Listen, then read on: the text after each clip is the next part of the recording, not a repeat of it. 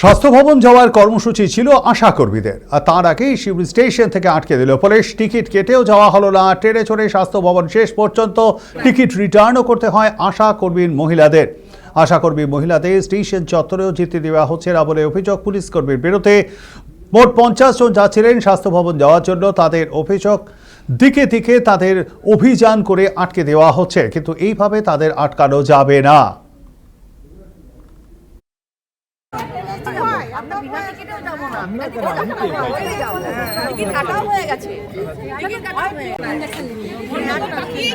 আজকে কর্মসূচি ছিল স্বাস্থ্য ভবন যাওয়ার। হ্যাঁ, আমরা এখানে স্টেশনে গেছিলাম। স্টেশন থেকে আমাদেরকে পুলিশ বাহিনী এসে ওখানে আটকে দেয়। আমাদের কোনো মেয়ে সেখানে যেতে পারে না, এমনকি টিকিট কেটেও সেখান থেকে টিকিট রিটার্ন করতে হয়।